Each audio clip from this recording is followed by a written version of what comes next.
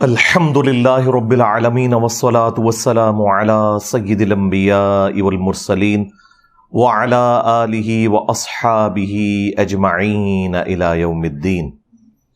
الحمدللہ آج 9 جولائی 2023 کو سنڈے کے دن ہمارا یہ پبلک سیشن نمبر 102 منعقد ہونے جا رہا ہے۔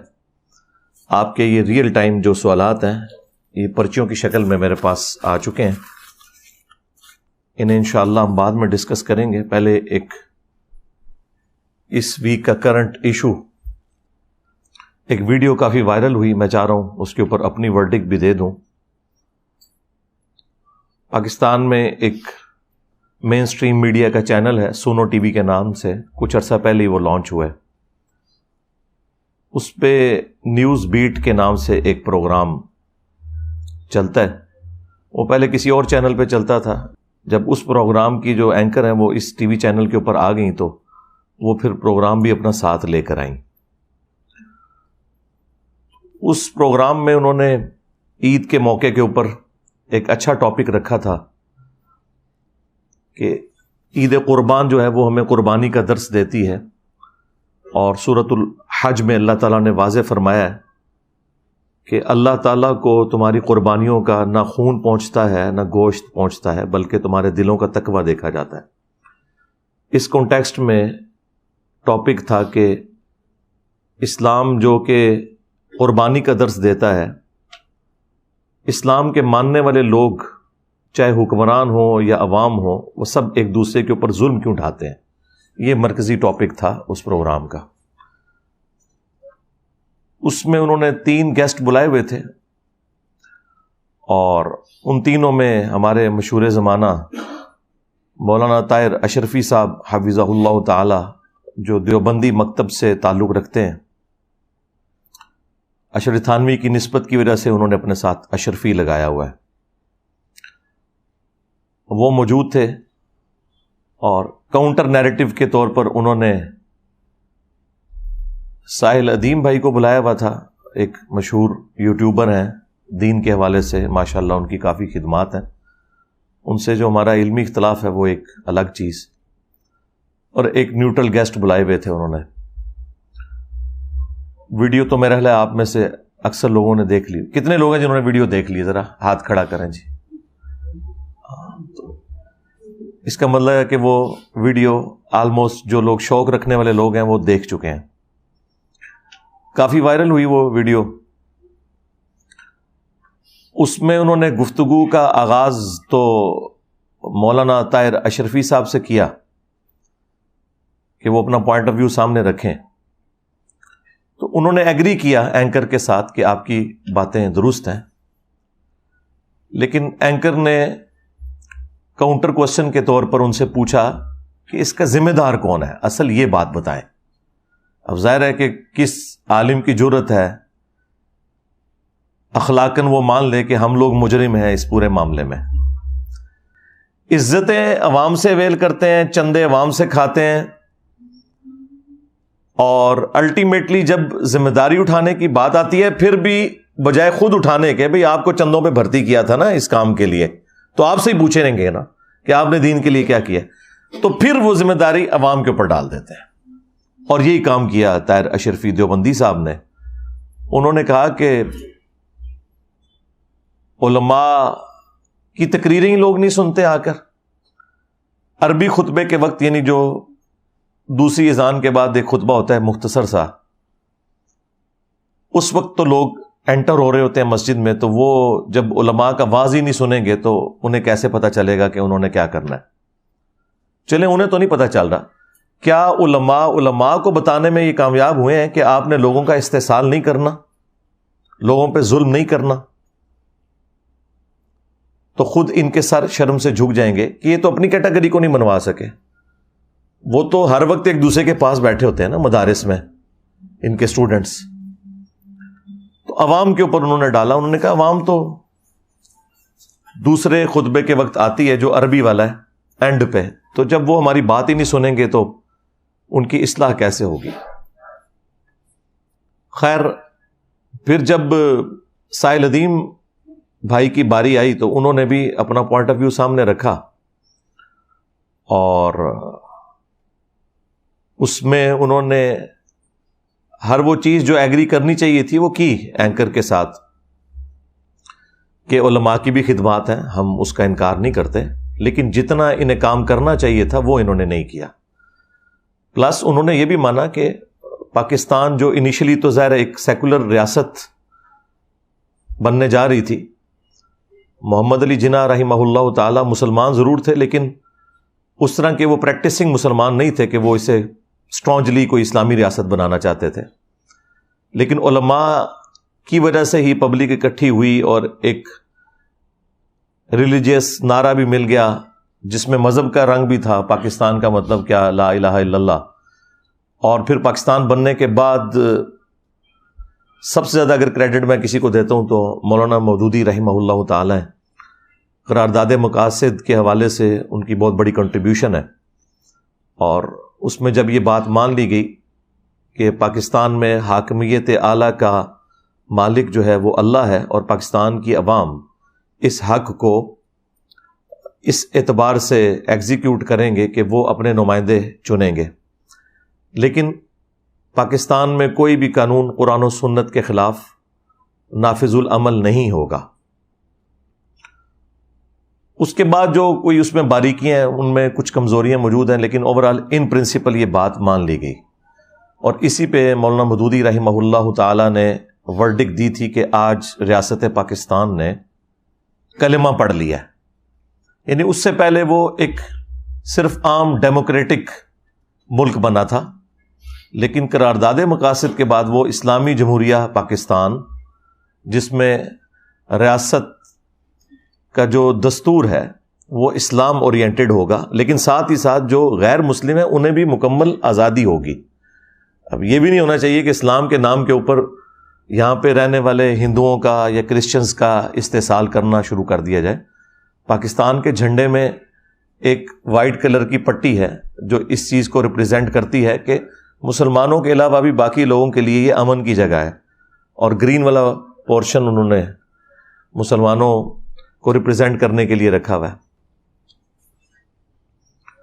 تو علماء کی جو کنٹریبیوشن ہے اسے ساحل ادیم بھائی نے کہا کہ ہم ایکسیپٹ کرتے ہیں، اس میں تو کوئی دوسری رائے نہیں ہے، لیکن جتنا کام انہیں کرنا چاہیے تھا اتنا یہ کر نہیں سکے۔ اور پھر انہوں نے اس میں مزید چیز ایڈ کی کہ 52 خطبات سال کے، یعنی ہر جمعے کا خطبہ علماء کے پاس اویلیبل ہے، پبلک نے آنا ہی آنا ہے مسجد میں، تو یہ اپنی بات کنوے کر سکتے تھے، لیکن ان کے اندر کوئی ایسی اٹریکشن ہی نہیں ہے جو سو کالڈ دنیاوی سیاسی رہنماؤں کے اندر موجود ہے، کہ ان کے جلسوں میں تو لاکھوں لوگ آ کے بات سن لیتے ہیں، اور تقریر سے پہلے ہی گراؤنڈ کے اندر لوگ موجود ہوتے ہیں۔ جس طرح یہاں میرے اس سٹیج پہ آنے سے پہلے یہاں 300-400 بندہ انتظار کر رہا ہوتا ہے، حالانکہ یہ سنڈے کا دن ہے، یہاں نماز بھی نہیں ہوتی، نماز مسجد میں لوگ پڑھتے ہیں، جمعے والے دن تو پھر بھی نماز پڑھنی ہوتی ہے، مجبوری ہوتی ہے، لوگوں کو آنا چاہیے، لیکن نہیں لوگ بات سنتے۔ تو انہوں نے کہا کہ یہ اب دیکھنے کی ضرورت ہے کہ علماء کے اندر اٹریکشن کیوں نہیں ہے، کہ 52 خطبات اویلیبل ہیں ان کے پاس، یہ اپنی بات کنوے کر سکتے تھے لیکن نہیں کر سکے یہ۔ اور جمعے کے خطبات بھی لوگ جو ہیں وہ عین وقت پہ مسجد کے اندر آتے ہیں سننے کے لیے۔ اب یہ والا جو پورشن ہے یہ آلریڈی طاہر اشرفی صاحب نے خود مانا ہوا تھا کہ لوگ نہیں آ کے ہماری بات سنتے۔ اب وہی بات جب ساحل ادیم بھائی نے ریپیٹ کی تو یہ ان کو کاٹ گئی، مطلب بات تو سیم ہی ہو رہی تھی، لیکن وہ اسے اپنے اوپر کرٹیسزم انہوں نے سمجھ لیا۔ پلس انہوں نے یہ کہا کہ دیکھیں آئنسٹائن ہے یا اسی طریقے سے دنیا میں جو بڑے بڑے لوگ ہیں ان کی لیگیسی کوئی آگے جماعتیں نہیں لے کے چل رہی، نہ ان کے پاس کوئی پلیٹ فارم ہے، ان کا اپنا کام بول رہا ہے، اور لوگ پیشن کے ساتھ جو فزکس کی فیلڈ کے لوگ ہیں وہ آئنسٹائن کو نیوٹن کو پریزنٹ کرتے ہیں، اسی طریقے سے کیمسٹری کی فیلڈ کے لوگ اپنے بڑوں کا ذکر کرتے ہیں، اور لوگوں کو انہوں نے اس اعتبار سے قائل کر لیا، اور بات ٹھیک بھی ہے. سائنس نے آج ہماری جو زندگی آسان کی ہے، یہ ساری برکات ہمیں اجمیر شریف والوں نے تو نہیں دی ہیں، نہ بغداد شریف والوں نے دی ہیں، اور نہ دیوبند شریف نے، اور نہ بریلی شریف نے. یہ بیچارے تو پوری زندگی یہی نہیں طے کر سکے کہ اسپیکر میں نماز ہونی چاہیے یا نہیں ہونی چاہیے. شروع میں تو ان کے فتاوی جات اس کے اوپر آتے رہے، تصویر کے مسئلے پہ آتے رہے، اور اب حالت یہ ہے کہ یہ اسپیکر اور تصویر کسی زمانے میں اشرف علی تھانوی اور احمد بریلوی دونوں کے نزدیک حرام تھا، اور آج ان کی لیگیسی جو لوگ لے کے چل رہے ہیں وہ گریجولی اس لیول تک پہنچے کہ اسپیکر اور تصویر پہلے حرام ہوئی، اس کے بعد پھر مباح ہوئی، پھر مستحب ہوئی، اب واجب اور فرض ہو چکی ہے. مولوی سٹارٹ نہیں ہوتا جو اسپیکر تو بغیر، کیمرے تو بغیر. اس کا مطلب ہے کہ علماء کو جو دور جدید کے تقاضے ہیں یہ سمجھنے میں عوام سے بھی زیادہ ٹائم لگتا ہے. یہ سوچنے کی بات ہے نا. اس کا مطلب ہے کہ عوام الناس کا انٹلیکچوئل لیول ان سے زیادہ ہے. عوام کو پہلے سمجھ آ جاتی ہے کہ بھائی یہ وہ تصویر نہیں ہے جس تصویر کی ممانعت تھی شریعت میں. چند انٹلیکچوئل علماء بھی تھے، علماء عرب، مولانا مودودی، ڈاکٹر اسرار، ڈاکٹر طاہر القادری، یہ وہ لوگ تھے جو شروع سے ہی اس تصویر کو اس کیٹیگری میں نہیں سمجھتے تھے. لیکن جو آرتھوڈاکس قسم کی جو روایتی سوچ ہے وہ تو شروع سے ہی ان چیزوں کے مخالف رہے، اور آج اس کے بغیر سٹارٹ نہیں ہوتے. لیکن اب لیٹ ہو چکے ہیں کیونکہ انجینئر صاحب میدان میں آ گئے. اور یہ جو بعض لوگوں کو زوم ہو گیا نا کہ انجینئر صاحب پہلے آ گئے ہیں، اس وجہ سے میں کہتا ہوں جی مجھے چھوڑ دیں، آپ لوگ کوئی علمی ویڈیو بنائیں، میں اپنے چینل سے اسے شیئر کرواتا ہوں، ہم دیکھ لیتے ہیں لوگ آپ کی بات سنتے ہیں کہ نہیں. آپ کی بات میں کوئی وزن ہی نہیں ہے. اور خدا نہ خواستہ اگر آپ کامیاب ہو گئے قرآن و سنت بیان کرنے میں، اور یہ میں صرف مزاح کے طور پر کہہ رہا ہوں، میری تو خواہش ہے، تو میں تو اپنے سٹیج پہ آپ کو بٹھاؤں گا جس پہ آپ قرآن و سنت آ کے بیان کریں، بجائے فقہ حنفی بیان کرنے کے، صوفیاء کے جھوٹے واقعات بیان کرنے کے، بابوں کی کتابوں کے ریفرنسز دینے کے. اللہ کی کتاب اور اس کے محبوب صلی اللہ علیہ وآلہ وسلم کی سنت بیان کریں جو اتھینٹک نالج ہے، تو لوگ آپ کی بات سنیں گے. تو لوگ ہمیں کہتے ہیں کہ جی یہ چونکہ آپ پہلے آ گئے، میں کہتا ہوں جی ہم ابھی بھی نہ آئے ہوتے. ہم نے جو اب یہ مزاج لوگوں کا بنا دیا نا کہ قرآن و سنت کے بغیر چیز ایکسیپٹ نہیں کرنی، میری ویڈیوز نہ بھی اپلوڈ ہوں تب بھی ان کو کوئی نہیں سنتا، کیونکہ ان کے پاس کوئی چیز بتانے کے لیے ہے ہی نہیں ہے جو یہ بتائیں. اور اگر وہ کچھ بتائیں گے تو پھر ان کو اپنے سارے پرانے بزرگوں سے اعلان برات کرنا پڑے گا. ان کے تو عقائد و نظریات کسی اور ہی فکر کے اوپر تھے. اچھا، اب یہ جو چند ایک باتیں انہوں نے کی جب سائل ادیم بھائی نے، تو اب باری تو تیسرے نیوٹرل گیسٹ کی تھی، لیکن وہ مولانا طاہر اشرفی صاحب، چونکہ آپ کو پتا ہے مولوی تو سمجھدار ہوتا ہے، اسے سمجھ آ گئی کہ بھئی یہ تو معاملہ کسی اور طرف جا رہا ہے. انہوں نے کہا جی مجھے پہلے 2 منٹ بول لینے دیں. اچھا، تو وہ اینکر نے ترس کھایا کہ چلو مولانا صاحب ہیں، ان کی بھی بیچ میں کوئی ایک آدھ جملہ لے لیتے ہیں. حالانکہ اصولاً ایسا نہیں کرنا چاہیے تھا، وہ اپنی باری پہ بولتے ہیں نا. تو وہ اینکر کو اگر یہ پتا ہوتا کہ یہ اٹھ کے بھاگ جائیں گے تو وہ کبھی بھی ان کو اس طرح چانس بیچ میں نہ دیتے. تو انہوں نے کہا کہ جی میں تو ایسے بدتمیز شخص کے ساتھ بیٹھ ہی نہیں سکتا. انہیں یہ سمجھ آ گئی تھی کہ یہ ابھی 5 منٹ میں میں نے اتنی کروا لی ہے اپنی اور اپنے بڑوں کی، اور اگلے 1 گھنٹے کے اندر تو بچنا ہی کچھ نہیں ہے.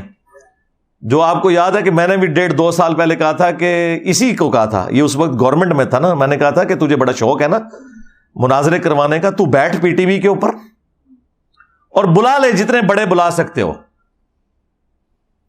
تقی عثمانی صاحب کو بلانا ہے، مفتی منیر صاحب کو بلانا ہے، کسی اور کو بلانا ہے بلاؤ، اور لائیو پروگرام چلے. اپنے موقع پہ تم بولو، پھر میں بھی ریبٹل کروں گا، میں بتاؤں گا کہ ان کے عقائد اور نظریات کیا ہیں المحنت علی المفنت کے اندر، اور قرآن و سنت میں کیا عقیدے لکھے ہوئے ہیں. تو دودھ کا دودھ پانی کا پانی ہو جائے گا.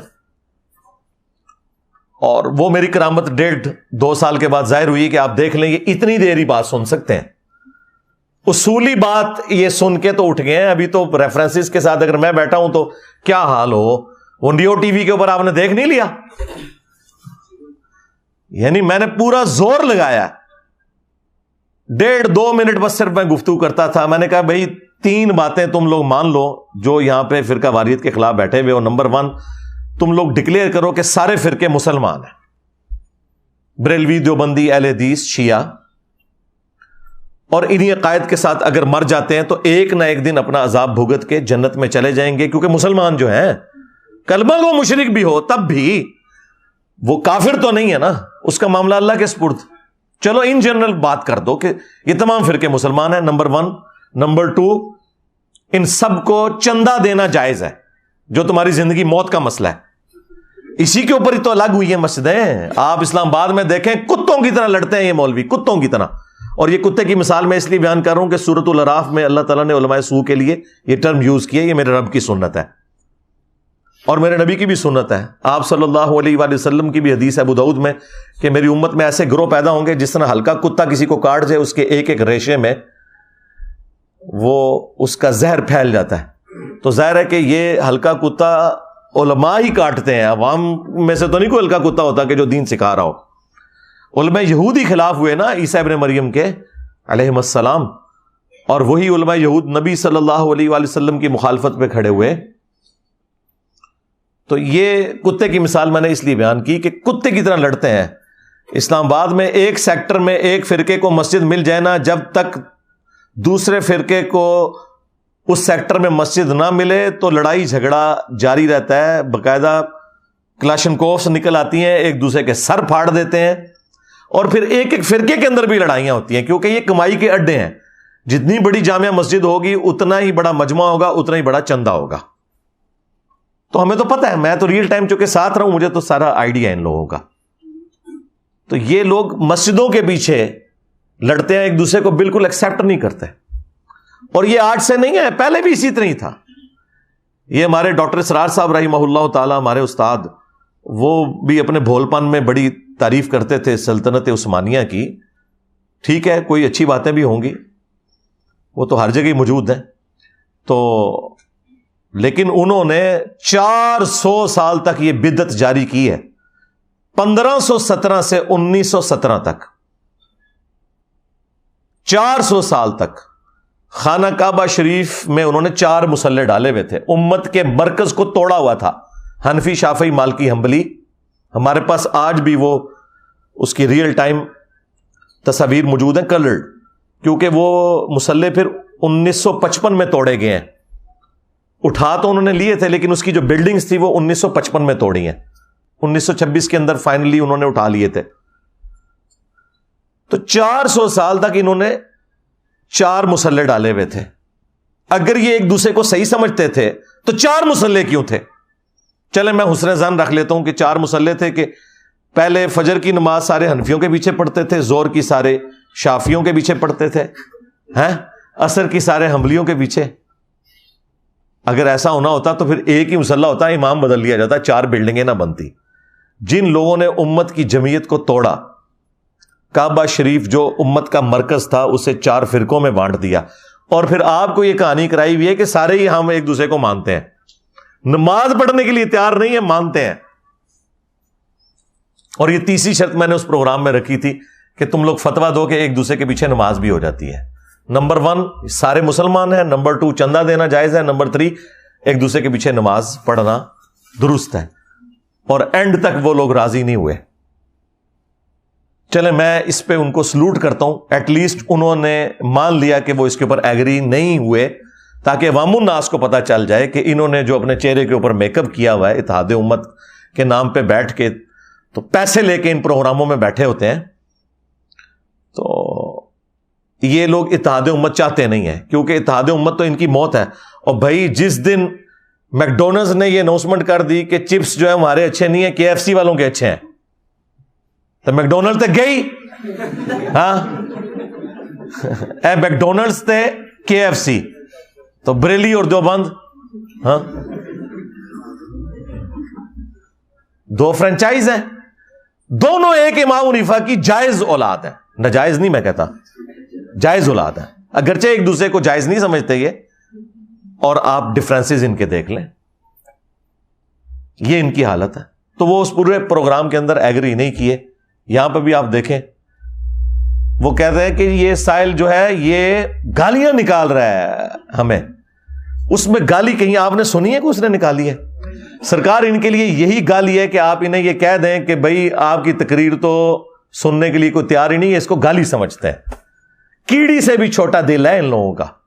حالانکہ یہ بات خود طاہر اشرفی صاحب خود کہہ چکے تھے کہ وام تو جی وہ عربی خطبے کے وقت آتی ہے. بھائی تو خود مان رہا ہے کہ لوگ تیری بات نہیں سنتے, اب اسی بات کو اگر ایک دوسرا بندہ ریپیٹ کر رہا ہے تو اس کے اوپر غصہ کھا رہا ہے. اور پھر تکبر اتنا ہے ان مولویوں کے اندر بھرا ہوا. سٹارٹ میں بتاؤ اس نے کیا, میں تو جانتے ہی نہیں یہ کون ہے, مجھے بتائیں اس کا اس سوال سے کیا تعلق ہے جو اینکر نے کیا ہے کہ میں یہ نہیں جانتا کہ سامنے کون ہے. بھائی تو یہ بھی بول کہ میں یہ نہیں جانتا کہ جس کیمرے میں آپ ویڈیو بنا رہے ہیں اس کے پیچھے کیمرہ مین کون کھڑا ہوا ہے. بھائی اس کا اس سے کیا لینا دینا؟ تم لوگوں سے کوئی بات پوچھتا ہے تو اور طرف چل پڑتے ہو. تیری پھوپھی بھی ناچ گئی سی,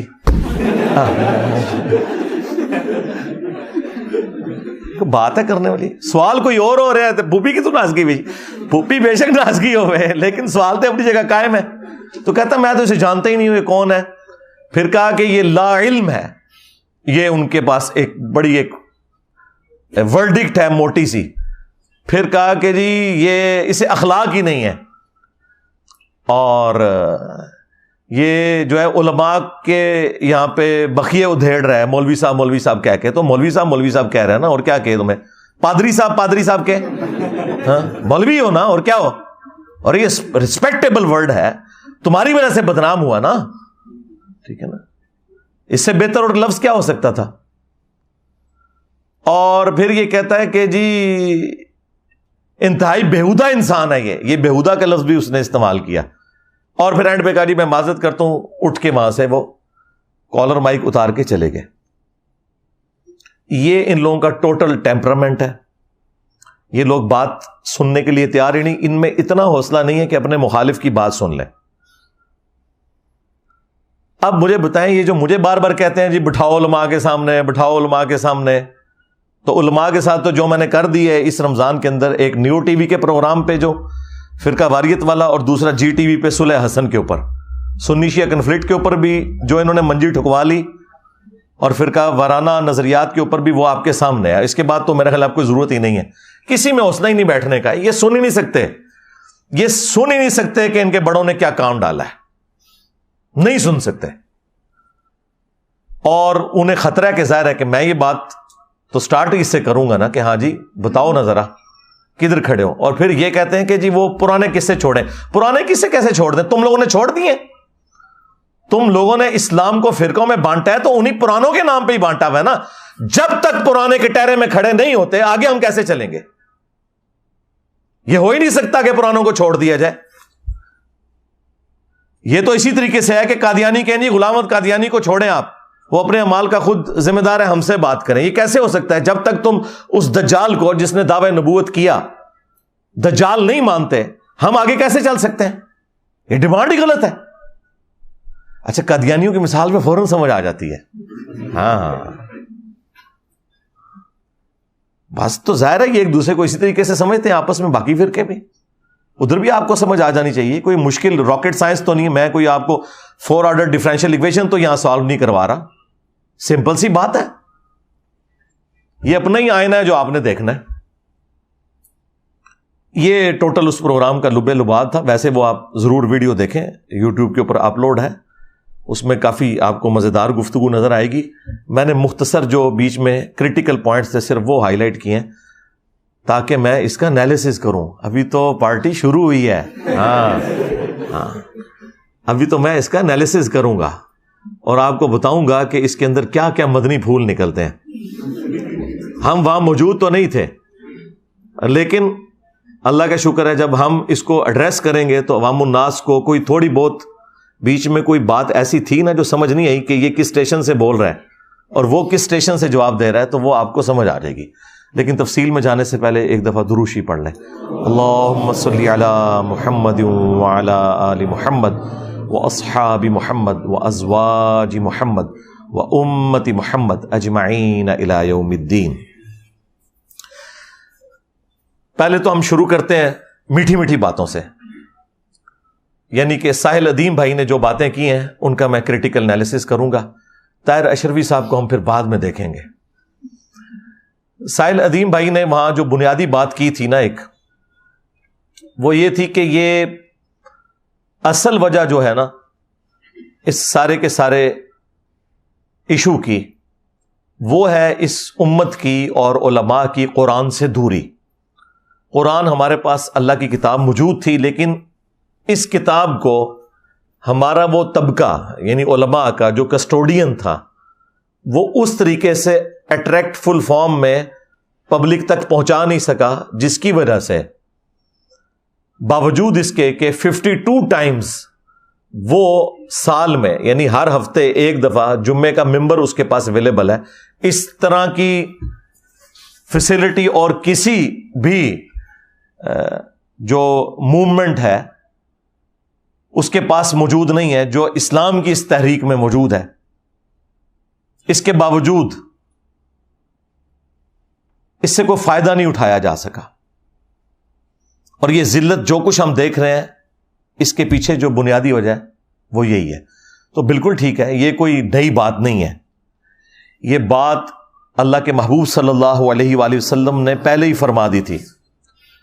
صحیح مسلم میں حدیث ہے کہ اللہ کے محبوب صلی اللہ علیہ وآلہ وسلم نے فرمایا، بے شک اللہ تعالیٰ اس کتاب کی وجہ سے بعض لوگوں کو عروج دیتا ہے اور بعض لوگوں کو پستی کا شکار کرتا ہے، زوال پذیر کرتا ہے. اور پریکٹیکلی ہم نے دیکھا ہے. اس لیے تو ڈاکٹر اقبال نے اسی مسلم شریف کی حدیث کی ٹرانسلیشن کی تھی جواب شکوہ میں، وہ زمانے میں معزز تھے مسلمان ہو کر اور تم خوار ہوئے تارک قرآن ہو کر. یعنی صحابہ اکرام علیہم رضوان اور اہل البیت علیہم السلام نے نبی صلی اللہ علیہ وآلہ وسلم کی نصیحت پر عمل کرتے ہوئے قرآن کو پکڑا اور زمانے کے امام بن گئے، اور تمہاری خواری کی وجہ ہے قرآن کو چھوڑنا. یہ بات بالکل ٹھیک ہے، اور مجھے یہ بات کہنے میں کوئی عار نہیں ہے کہ یہ اگرچہ بڑا ایک بھاری جملہ ہے، اس میں پرانے بزرگ بھی جو ہے وہ تخت مشق بن جائیں گے، لیکن ظاہر ہے کہ اسلام کی چونکہ حمیت پہلے نمبر پہ ہے. ہمارے پرانے بزرگ بھی فقہی بحثوں میں الجھے رہے، قرآن ان سے بھی اوور لک ہوا. جب یہ فقہی بحثیں شروع ہوئی نا اختلافی مسائل کی وجہ سے، ساری کی ساری بحثیں فقہ، اور اس کے بعد تھوڑا بہت کوئی کام ہوا تو حدیث کے اوپر. قرآن کے حوالے سے آپ کو اس بڑے لیول کا کام نظر نہیں آئے گا جس طرح کی ریکوائرمنٹ تھی. یہ آج کے دور میں تو اگر آپ کو یہ نظر آ رہی ہے نا ریولوشن، اس میں top of list doctor Iqbal کا کردار ہے، اور اس کے بعد اصل جو کردار ہے دنیا میں وہ مولانا مودودی رحمہ اللہ کا ہے، اور انہی کا فیض آپ کو آگے نظر آ رہا ہے. یہ انہی کے ہی اسٹوڈنٹس ہیں ڈاکٹر اسرار صاحب رحمہ اللہ تعالی اور ڈاکٹر فرد ہاشمی حفظہ اللہ تعالی، یہ انہی کے ہی اسٹوڈنٹس ہیں. ڈاکٹر فرد ہاشمی کے جو والد تھے وہ جماعت اسلامی کے سرگودا کے امیر تھے. اس وقت پریزنٹ ورلڈ میں دنیا میں جہاں قرآن کی آواز نظر آ رہی، ایون نعمان علی خان وہ بھی انڈائریکٹلی مودودی صاحب کے اسٹوڈنٹ ہیں، کیونکہ ڈاکٹر اسرار صاحب کے اسٹوڈنٹ ہیں آگے سے. تو دنیا میں جہاں کہیں آپ کو قرآن کی آواز اس وقت نظر آ رہی ہے نا، اس کے پیچھے مودودی صاحب کی خدمات ہیں. یہ بات ماننے میں کوئی آر نہیں کسی کو ہونی چاہیے. اب اس پہ غم کھایا جائے کہ اللہ تعالیٰ نے کو مولوی کیوں نہیں چنا اس کام کے لیے، تو بھائی پاکستان بنانے کے لیے بھی اللہ تعالیٰ نے کو مولوی نہیں چنا. ہاں، اور بعد میں نہ مولانا مودودی کوئی مولوی تھے، نہ کوئی ڈاکٹر اسرار صاحب مولوی طبقے سے تھے، نہ احمد دیدار صاحب، نہ ڈاکٹر ذاکر نائک. یہ اللہ تعالیٰ اپنا کام جس سے مرضی لے لے. اللہ چاہے تو ایک ایسے شخص سے جس کی زبان میں لکنت ہے 300 سال کی فرعون کی حکومت ختم کروا دے. وہ اللہ نے اپنی پاور شو کرنی ہوتی ہے نا. تو یہ اللہ کے فیصلے ہوتے ہیں. تو یہ ڈاکٹر اقبال کا جو شعر ہے یہ مسلم شریف کی حدیث کی ٹرانسلیشن ہے. وہ زمانے میں معزز تھے مسلمان ہو کر اور تم خوار ہوئے تارک قرآن ہو کر. یہ بات بالکل ٹھیک کی ساحل ادیم نے. اور اللہ کے محبوب صلی اللہ علیہ وآلہ وسلم کی تربیت اللہ تعالیٰ نے قرآن میں خود کر دی تھی. وَأُوحِيَ إِلَيَّ هَذَا الْقُرْآنُ لِأُنذِرَكُمْ بِهِ وَمَنْ بَلَغَ. اے نبی تم فرماؤ یہ قرآن اللہ تعالیٰ نے مجھے اس لیے وحی کیا ہے کہ اس قرآن کے ذریعے میں تمہیں بھی تبلیغ کر دوں اور جس تک یہ دعوت پہنچ جائے وہ بھی قرآن کے ذریعے آگے بات کرے. یہ انسٹرومنٹ آف دعوت ہے نبی صلی اللہ علیہ وآلہ وسلم کا. یہ پچھلے ویک کو میں نے جو سویڈن میں یہ گستاخی ہوئی ہے اس پہ میں قرآن کے اوپر آلموسٹ 1 گھنٹہ بولا ہوں. میں دوبارہ وہ ساری آیات اور احادیث مجھے جو ازبر ہیں میں وہ فی البدی سنانا شروع کروں تو 1 گھنٹہ اور لگ جائے گا. جسے شوق ہے وہ والی ویڈیو ضرور دیکھیں. یہ انسٹرومنٹ آف دعوت ہے. پھر سورہ قاف میں اللہ تعالیٰ نے فرمایا فذکر بالقرآن من یخاف وعید. اے نبی قرآن کے ذریعے واعظ و نصیحت کریں, جو بھی اللہ کی دھمکی سے ڈر جائے اسے آپ نصیحت کریں اس کتاب کے ذریعے. اور مزے کی بات آپ کو بتاؤں, صحیح مسلم میں حدیث ہے کہ نبی صلی اللہ علیہ وآلہ وسلم کہ جمعے کا جو خطبہ تھا وہ اکثر سورہ قاف ہی ہوا کرتی تھی. یہ سورت نمبر 50. ایک ہے سورت الکہف جو اصحاب الکہف والی ہے, وہ 18 نمبر ہے. وہ جمعے کے وظیفے میں آتی ہے. المستدرک للحاکم میں صحیح سند سے حدیث ہے کہ جو کوئی پڑھ لے اسے تو اگلے جمعے تک اللہ تعالیٰ کی طرف سے ایک نور اس کے لیے مقرر ہو جاتا ہے. لیکن ایک سورہ قاف ہے, 2 نقطوں والا قاف, حروف مقطعات میں سے, سورت نمبر 50 پارہ نمبر 26 میں. مختصر سی سورت ہے. اس کے اوپر میری تفصیلی ویڈیو مسئلہ نمبر 59 ریکارڈ ہے جو میں نے پوری سورت اس میں کور کی تھی. کیا زبردست انداز میں اللہ تعالیٰ نے اپنا تعارف کروایا ہے, فکر آخرت اور جدید جو سائنٹیفک فیکٹس ہیں ان کے حوالے سے بھی میں نے تفصیلی گفتگو اسی سورت کے کانٹیکسٹ میں کی تھی. مختصر سی سورت ہے وہ. اس کی آخری آیت ہے یہ فذکر بالقرآن من یخاف وعید. تو مسلم شریف میں ہے کہ نبی علیہ السلام کی جو جمعے کی تقریر ہے وہ اکثر سورہ قاف ہوا کرتی تھی. آپ کی جمعے کی تقریر ہوئی قرآن سے ہی ہوتی تھی, ساری اسی کے سینٹرڈ ہوتی تھی. اور ایک صحابیہ کہتی ہیں کہ نبی صلی اللہ علیہ وآلہ وسلم سے میں نے جمعے کی تقریر میں سورہ قاف اتنی دفعہ سنی کہ مجھے زبانی یاد ہو گئی. یہ مسلم شریف کے الفاظ ہیں. اب وہاں پہ تو چونکہ زبان عربی تھی سننے والوں کی بھی اور خطیب کی بھی, لہٰذا کوئی ٹرانسلیشن کی ضرورت نہیں پڑتی تھی. لیکن آج کل تو ظاہر ہے کہ ہمیں اپنی نیٹو لینگویج میں ہی جمعے کا خطبہ دینا ہے. جمعے کا جو طریقہ اہل الحدیث نے اڈاپٹ کیا ہے نا, یہ سنت کے مطابق ہے. حنفیوں نے جو یہ اردو والی تقریر خود سے ساتھ لگا لی ہے نا, اس کی وجہ سے 3 خطبات انہوں نے کر دی ہیں. جمعے کے دن نبی صلی اللہ علیہ وآلہ وسلم کے 2 خطبات ہوتے تھے اور دونوں کھڑے ہو کر ہوتے تھے. بیٹھ کے آپ تقریر نہیں کرتے تھے, بیٹھ کے تو وہ پیشن ہی نہیں آتا. اب مسلم شریف میں حدیث ہے, جابر بن عبداللہ سے یہ حدیث روایت کی ہے امام باقر علیہ السلام نے, اور امام باقر سے سنی ہے امام جعفر علیہ السلام نے کہ جب نبی صلی اللہ علیہ وآلہ وسلم ممبر پر چڑھتے تو آپ کی آواز بلند ہو جاتی, غصے میں اضافہ ہو جاتا, آنکھیں سرخ ہو جاتی, گویا کوئی جرنیل اپنی فوج کو تیار کر رہا ہو. اور پھر آپ فرماتے میں اور قیامت اس طرح ساتھ بھیجے گے جس طرح یہ 2 انگلیاں. اور پھر آپ کہتے اما بعد فإن خیر الحدیث کتاب اللہ وخیر الہدی ہدی محمد صلی اللہ علیہ وآلہ وسلم وشر الامور محدثاتها وکل محدثۃ بدعہ وکل بدعۃ ضلالہ وکل ضلالۃ فی النار. آگاہ ہو جاؤ, سب سے بہترین کلام اللہ کی کتاب ہے, سب سے ہدایت یافتہ راستہ محمد صلی اللہ علیہ وآلہ وسلم کا ہے.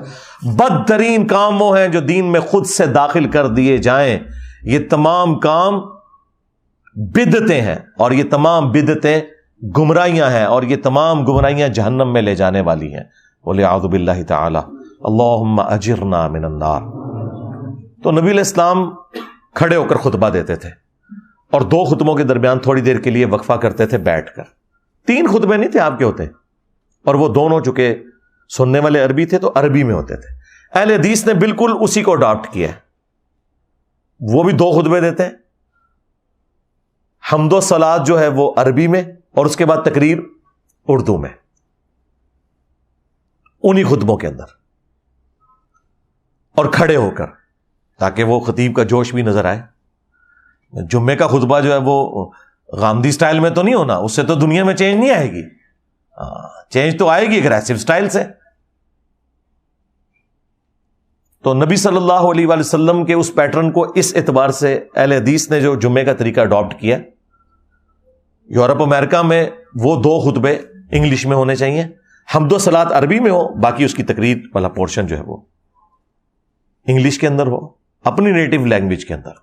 سندھی ہیں تو سندھی زبان میں کریں، کوئی اردو بول کے کوئی دھونس ڈالنے کی ضرورت نہیں ہے. مسئلہ بات سمجھانا ہے. اگر کہیں پنجابی لوگوں کو بہتر آتی ہے، پنجابی میں خطبہ ہونا چاہیے اور کھڑے ہو کر دونوں خطبے ہوں، اور اس میں قرآن بیان ہو، بابوں کی سٹوریاں بیان نہ ہو. ہاں، پھر جب ہم اس طرح کی باتیں کرتے ہیں، یہ کہتے ہیں جی ہمارے بزرگوں کا مذاق اڑاتے ہیں، بھی آپ لوگوں نے اپنے بزرگوں کا مذاق خود اڑوایا ہے. آپ لوگوں نے دین جو امت کو دیا ہے نا، سواریاں سوار کی ہیں مکے اور مدینے کی آوازیں لگا کر، عزتیں امیل کی ہیں تم نے اللہ اور اس کے رسول کے نام کے اوپر، عز و جل و صلی اللہ علیہ وآلہ وسلم. چندے بٹورے ہیں، جدادیں منائی ہیں، لیکن الٹیمیٹلی دھوکہ یہ دیا ہے کہ اس امت کو جا کے تم نے بغداد شریف، اجمیر شریف، دیوبند شریف میں جا کے پھینک دیا. غداری کی ہے تم لوگوں نے رسول اللہ کے ساتھ صلی اللہ علیہ وآلہ وسلم. پھر دیکھ لو اللہ تعالیٰ نے کتنی بڑی بلا تھوڑے ہوتے چھڑ دیتی ہے. کہندے نے جی انسانی تاریخ ہی جتنا بڑا فتنہ نہیں آیا. بالکل صحیح کیا ہے تو، اوڑا پیر نہیں جنہیں میرے سر دی قیمت رکھی ہے. ہاں، انہوں نے کیا ہے کہ اتنا بڑا فتنہ اسلامی تاریخ ہی نہیں آیا. بالکل اے عربی والا فتنہ تواڈے اوتے اتنی بڑی آزمائش کدے پئی نہیں سی. یہ بالکل صحیح بات کی ہے. بہت برا وقت آیا ہے، وہابیاں ہوتے بھی تے دیوبندیاں ہوتے بھی تے بریلویاں ہوتے بھی تے شیعہ ہوتے بھی.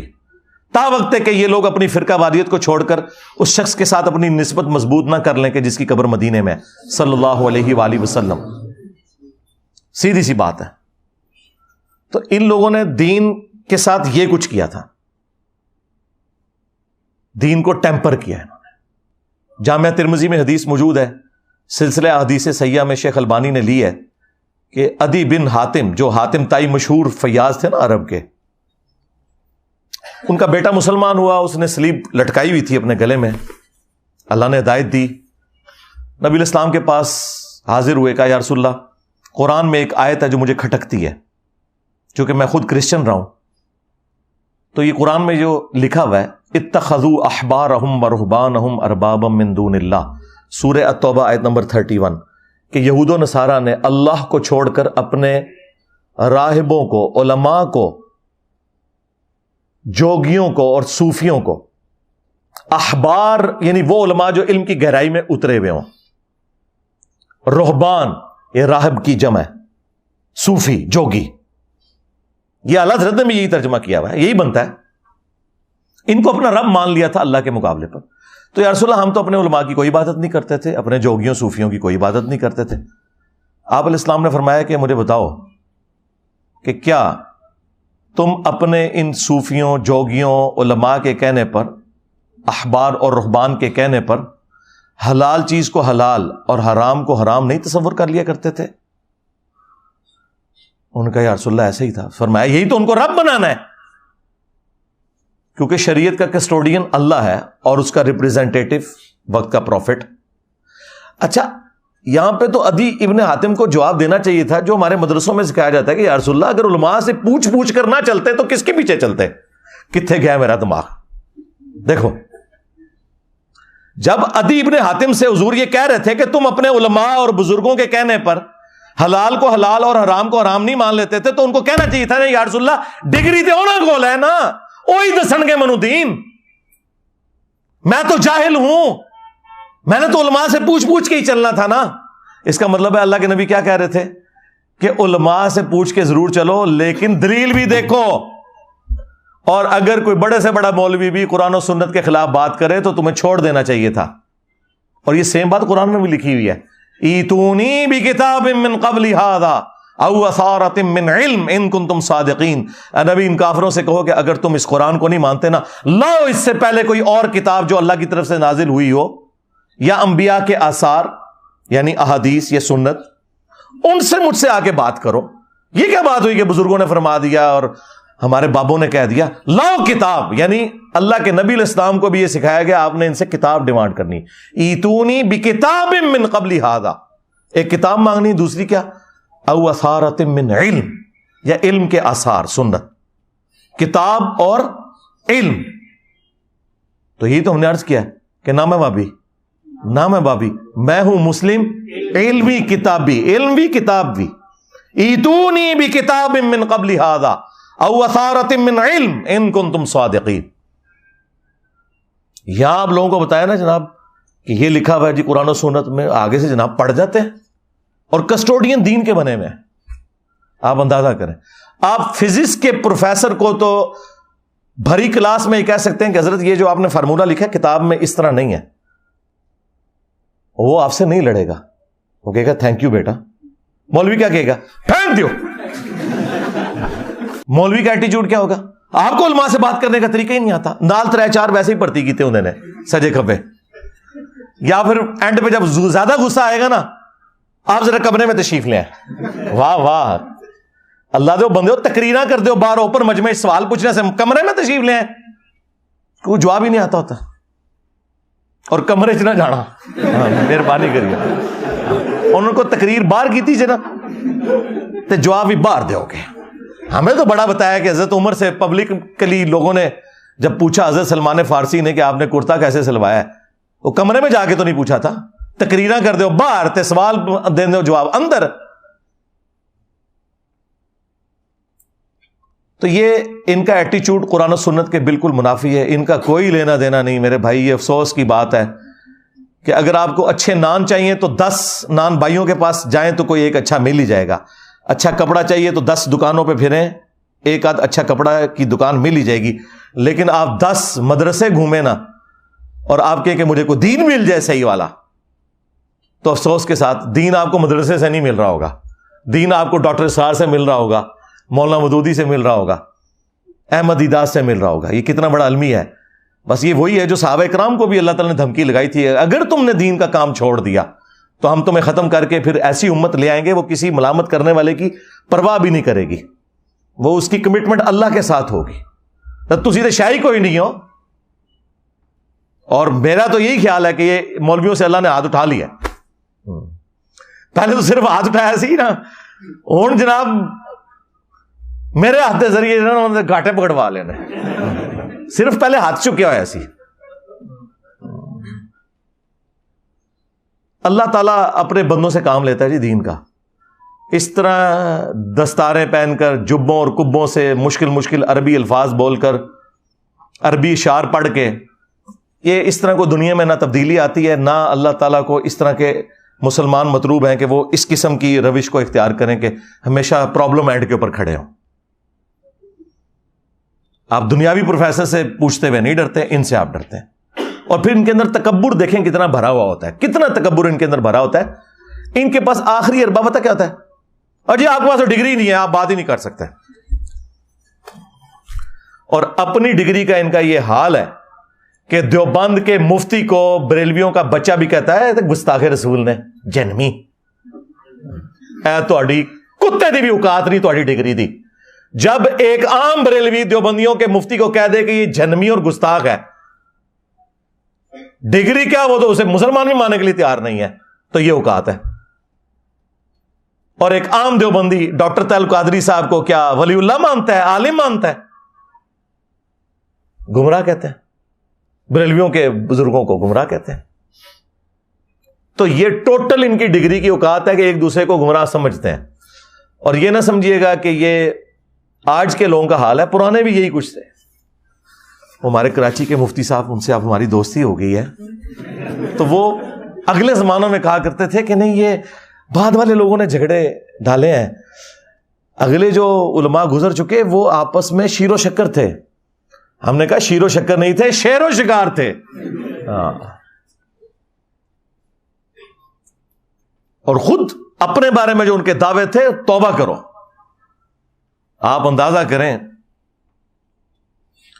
تذکرۃ الرشید میں رشید احمد گنگوئی، جسے بریلوی کہتے ہیں گند گوئی، گنگوہ علاقے کے رہنے والے تھے. یہ 3 بڑے بابے ہیں نا دیوبندیوں کے، رشید احمد گنگوئی، اشرف علی تھانوی اور قاسم نانوتوی، جو مدرسہ دیوبند کے بانی تھے. تو رشید احمد گنگوئی کے بارے میں تذکرۃ الرشید میں ان کے اپنے مرید لکھتے ہیں کہ حضرت جو ہیں وہ اکثر یہ فرمایا کرتے تھے کہ میں اللہ کی قسم اٹھا کر کہتا ہوں. اندازہ کریں ذرا آپ، یہ خالی عبد القادر جیلانی کے دعوے نہیں ہیں، یہ ان کے بھی یہ دعوے ہیں کہ حق وہ ہے جو رشید کی زبان سے نکلتا ہے. یہ ابھی بات ختم نہیں ہوئی ہے، اگلے جملے تو اس سے بھی خطرناک بلکہ خطرے ناک ہیں. آپ کی کانپیں ٹانگ جائیں گی اس سے. حق وہی ہے, سن لو, حق وہی ہے جو رشید کی میری زبان سے نکلتا ہے, اور میں قسمیاں کہتا ہوں میں کچھ نہیں ہوں مگر یہ کہ اس زمانے میں لوگوں کی نجات موقوف ہے صرف میری اتباع کے اوپر. ہاں جی, ہاں جی, لوگوں کو کہتے ہیں جی بڑا تکبر ہے. اور دوسری طرف احمد رضا بریلوی صاحب نے اپنی وفات سے چند گھنٹے پہلے اپنے بیٹوں کو وصیتیں لکھوائی ہیں جو پرنٹ ہوئی ہیں وصایا شریف کے نام سے.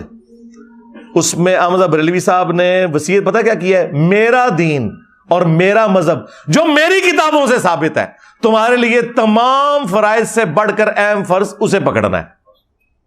میری کتابوں سے, کتابوں سنت سے نہیں. یعنی میں تو آپ کہتا ہوں قرآن میں لکھا ہے, بخاری مسلم لکھا, انہوں نے کہا نہیں, جو میں نے بتایا ہے میرا دین اور میرا مذہب جو میری کتابوں سے ثابت ہے. خالی میرا دین میرا مذہب کہتے تو ہم مان لیتے وہ اسلام کی بات کر رہے ہیں, لیکن انہوں نے کہا نہیں, جو میری کتابوں سے ثابت ہے. یہ ان کا تکبر کا عالم یہ تھا. لیکن ایک دوسرے نو انہوں ایک دوسرے پھر ہاتھوں ہاتھ لیندے سن. توبہ کرو, اس طرح لیندے سن کہ چولہا لا کے رکھ چھڑتے سن ایک دوسرے دیاں. وہ میں آپ کو بعد میں کچھ مثالیں دوں گا. پہلے مجھے وہ ایک تذکرۃ الرشید کی وجہ سے وہ یاد آ گئی وہ بات. طاہر اشرفی نے اپنی اس ویڈیو میں ساحل الدین کو کہا کہ یہ بڑا بےہودہ ہے. تو میں پھر طاہر اشرفی صاحب کو بتاتا ہوں کہ بےہودگی کن لوگوں کے اندر ہے. آئے ہائے ہائے ہائے. اشرف تھانوی صاحب نے کتاب لکھی ارواح ثلاثہ, 3 اولیاء کی کرامات جو اپنے بزرگوں کو انہوں نے ڈکلیئر کیا ہے. ان میں قاسم نانوتوی, رشید احمد گنگوئی بھی شامل ہیں. تو وہ اس میں کہتے ہیں کہ ایک دفعہ کوئی مدرسے میں پروگرام تھا بڑے لیول کا. آج کل کے مفتی تو چھپ کے ان کے ویڈیو بنتے ہیں نا, یہ وہ ویڈیو ہے جو پبلکلی بنی ہوئی ہے, سی سی ٹی وی میں نہیں ہے. اور اس کے راوی ایک سکہ اور صدوق دیوبندی عالم اشرف تھانوی صاحب ارواح ثلاثہ میں لکھتے ہیں, وہ کہتے ہیں کہ جی ایک دفعہ کوئی مجمع تھا ہمارے مدرسے کے اندر, تو مولانا قاسم نانوتوی کو رشید احمد گنگوئی صاحب نے پبلکلی چرپائی پہ اپنے ساتھ لٹا لیا. ہاں اچھا, لٹایا. اس کے بعد انہوں نے کروٹ اپنی ان کی طرف کی اور عاشق صادق کی طرح ان کے سینے پہ ہاتھ پھیرنا شروع کر دیا. یہ لکھا ہوا ہے, نہ لکھا ہوا مجھے پکڑ رہی ہو. اور اس کا وہی مطلب ہے جو آپ سمجھ رہے ہیں. ہاں یہ میں بتاؤں, اس کی وجہ یہ ہے کہ قاسم نانوتوی صاحب نے کہا کہ میاں لوگ کیا کہیں گے. ہاں میاں لوگ کیا کہیں گے. تو رشید احمد گنگوئی صاحب کہتے ہیں لوگوں کو کہنے دو جو کہتے ہیں.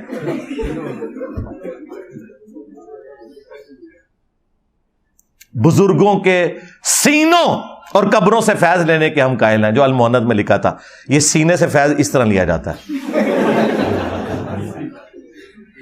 اور قبروں سے فیض بھی اسی میں لکھا ہوا ہے ارواح ثلاثہ میں, کہ مرنے کے 6 سال کے بعد قاسم نانوتوی صاحب وہ جو میاں میاں کر رہے تھے کہ میاں لوگ کیا کہیں گے, جو اس کیس میں مفعول تھے, تو وہ مفعول جو ہیں وہ اپنی قبر سے نکلے اور دیوبند کے 2 مولویوں کی صلح کروا کے قبر میں واپس چلے گئے. خواب میں نہیں, بیداری میں. بیداری میں مجھے طارق جمیل صاحب نے فون کیا, مجھے کہتے ہیں یار لکھا ہوا ہے. میں نے کہا جی بالکل لکھا ہے. انہوں نے کتاب بھیج, میں کتاب بھیج دی, انہوں نے پڑھ بھی لیا. اس کے بعد جو کچھ انہوں نے کہا وہ سینسر ہے.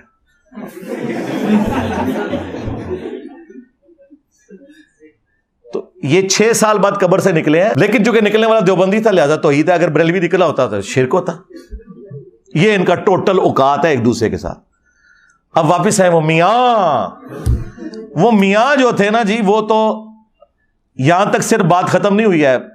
تذکرۃ الرشید سے مجھے یاد آیا تھا, تو تذکرۃ الرشید میں لکھا ہے کہ ایک دفعہ رشید احمد گنگوئی صاحب نے خواب دیکھا کہ مولانا قاسم نانوتوی دلہن کی شکل میں ان کے عقد میں آئی ہیں.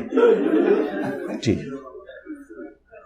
انہوں نے یہ نہیں کہا کہ میں نے اپنی دلہن جو ہے ان کی شکل میں دیکھی, نہیں, میاں قاسم جو ہے دلہن کی شکل میں میرے عقد میں آئے. پھر آگے بھی انہوں نے لکھا ہے, اور وہ اگلے والے الفاظ آپ خود پڑھ لیجیے گا. اینڈ پہ انہوں نے اس کی جو تشریح کی ہے وہ یہ ہے کہ چونکہ رشید احمد گنگوئی کے مرنے کے بعد قاسم نانوتوی نے ان کے اسٹوڈنٹس کی دیکھ بھال کرنی تھی نا, تو اس لیے اس قسم کا خواب آیا. ان کو خواب اسی قسم کے آتے ہیں. اب اشرف تھانوی نے 18 سال کی اسٹوڈنٹ کے ساتھ شادی کرنی تھی, تو اس کے ایک مرید نے خواب دیکھا، جی میں نے دیکھا کہ اماں عائشہ آپ کے گھر آئی ہیں. تو اس نے کہا کہ اس سے تشریح تو یہی بنتی ہے کہ کوئی کم سن لڑکی میرے ہاتھ لگے گی. استغفر اللہ. دیکھ رہا ماں کو ہے اور اس کی جو تشریح کر رہا ہے وہ یہ خوابوں کی تشریح بیان ہو رہی ہے بزرگوں کی. ابھی تو اشرف علی رسول اللہ والا خواب تو اپنی جگہ، اور وہ صرف خواب نہیں ہے، اس کے بعد بیداری میں بھی اس نے پڑھا. لوگ کہتے ہیں جی وہ بے اختیار تھا، جی اس بیچارے کا کیا قصور. ہم کہتے ہیں ہم اس کو نہیں کہہ رہے، ہم تو بابے کو کہہ رہے ہیں کہ بابے کو جب پتا چلا کہ اس پہ شیطان چڑھ گیا تو اس کا کام یہ نہیں تھا اسے تسلی دیتا، بلکہ یہ کہتا کہ توبہ کر، تیرے تے شیطان چڑھے ہے. کہتے نہیں، تسلی تھی کہ تیرے پیر متبع سنت ہے، جو تو نے خواب میں بھی پڑھا اور بیداری میں بھی بے اختیار نکلا. یہ تو بے اختیار نہیں تھا. اب آ جائیں اس کی طرف جو میں نے کہا تھا نا، یہ ان کے بڑے بھی ایک دوسرے کی ڈگریوں کو نہیں مانتے تھے. حسام الحرمین میں 1905 میں احمد رضا بریلوی صاحب نے کتاب لکھ کے علماء عرب سے فتوے لیے. اس وقت صوفی علماء تھے سلطنت عثمانیہ کے، تو وہ سارے وہ بریلوی ٹائپ عقیدے رکھتے تھے. انہوں نے کفر کے فتوے دیے علماء دیوبند کے اوپر اور غلام احمد قادیانی کے اوپر. وہ کتاب حسام الحرمین، حرمین کی تلوار، اس کے اینڈ پہ جا کے انہوں نے کنکلوڈ کیا کہ علماء دیوبند کے بارے میں کہ سب کے سب مرتد ہیں، یعنی واجب القتل ہیں، ان کے کفر میں شک کرنے والا بھی کافر ہے، اور یہ اسلام سے نکل چکے ہیں، اجماع امت ہے. اب علماء عرب نے 26 کوسچن لکھ کے دیوبند کے پاس بھیجے کہ بھئی آپ جواب دیں، تمہارے بارے میں تو احمد رضا بریلوی نے بتایا کہ تم تو وہابی ہو. اس وقت وہابی وہاں پہ برے سمجھے جاتے تھے، آج تو حکومت ہے نا ان کی. المہند کا پورا ٹاپک یہ ہے کہ آپ نے یہ ثابت کرنا ہے کہ آپ وہابی نہیں ہیں، آپ صوفیوں کے ماننے والے ہیں. وہ 26 سوال لکھ کے بھیجے، کیونکہ اسی اسام الحرمین میں انہوں نے لکھا تھا چوتھا فرقہ وہابیہ شیطانیہ، جو شیطان لعین ابلیس کے پیروکار ہیں، جس طرح کے روافظ شیطان اطاق کے پیروکار ہیں. وہ دیوبند کو انہوں نے کہا یہ وہابیہ شیطانیہ فرقہ ہے. وہ دیوبند کو بھی وہابی اعلی حضرت کہتے تھے نا. تو المہند میں انہوں نے اس کے جواب دینے شروع کیے. انہوں نے کہا ہمارا کیا لینا دینا وہابیوں کے ساتھ، وہابی تو گمراہ. اور پھر انہوں نے کہا ہم تو بزرگوں کے ماننے والے ہیں، ہم فروع کے اندر امام حنیفہ کے مقلد ہیں، اور عقائد میں ہم ماتریدیہ اور اشریہ ان کو فالو کرنے والے ہیں، اور سلسلہ تصوف میں ہم چشتیہ، نقشبندیہ، قادریہ، ساروں کا انہوں نے لکھا شروع. سٹارٹ تو ہے.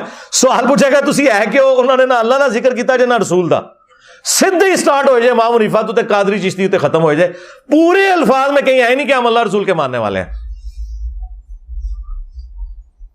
اور پھر اس میں انہوں نے کہا کہ یہ احمد رضا بریلوی ان کی جماعت ایک شیطانی لشکر ہے جو ہم پہ حملہ آور ہوا ہے، جس طرح کے شیاطین حملہ آور ہوتے تھے انبیاء کے اوپر. یہ علماء دیوبند رضی اللہ عنہم پر حملہ آور ہوا ہے. احمد رضا بریلوی ان کی جماعت شیطانی لشکر. کافر ہی کہا نا، ظاہر ہے انبیاء کے اوپر جو شیاطین حملہ آور ہوتے تھے وہ کوئی مسلمان تو نہیں ہوتے تھے، کافر ہوتے تھے. پھر انہوں نے کہا آپ نے بات کی محمد بن وہاب، ہم محمد بن عبد الوہاب ان کی جماعت کو خوارج کی ایک جماعت سمجھتے ہیں، اور ہمارا وہی نظریہ جو ابن عابدین شامی نے فتاوی شامی میں لکھ دیا ہے رد المختار در مختار کے حاشیے میں، کہ خوارج کی ایک جماعت ہے. آج ریالوں کے چکر میں دیوبند اور وہابی کٹھے ہوئے ہیں. ایون امام کعبہ کئی بار دیوبند مدرسے میں بھی جاتا ہے، حالانکہ وہ ان کو مجدد مانتے ہیں اس وقت کے علماء عرب بھی، محمد بن عبد الوہاب کو. اور یہ کہہ رہے ہیں یہ خوارج کی جماعت ہے جو شیطان کا سینگ بخاری مسلم میں آیا تھا نا، وہ کہتے ہیں یہ ہے وہ نکلا ہے جو آج چندوں کے چکر میں، ریالوں کے چکر میں ایک ہو گئے. اور بریلوی، احمد رضا بریلوی صاحب بھی، ان کے ماننے والے بھی ان کو خوارج ہی سمجھتے ہیں. جال حق میں مفتی احمد یار خان نعیمی صاحب نے سیم وہی رد المختار کی عبارت نقل کی ہے. یہ تو ذرا ایک بعد میں ان کا تھوڑا آپس میں اختلاف ہو گیا، ادروائز یہ دونوں ایک ہی ہیں پیچھے سے. امداد اللہ مہاجر مکی بابا ہے بریلویوں کا بھی دیوبندیوں کا بھی. تو یہ ایک دوسرے کے بارے میں یہ عقیدہ رکھتے ہیں. اور پھر اعلیٰ حضرت تو جس شان سے حملہ آور ہوئے ہیں وہ تو پھر انہی کا خاص ہے.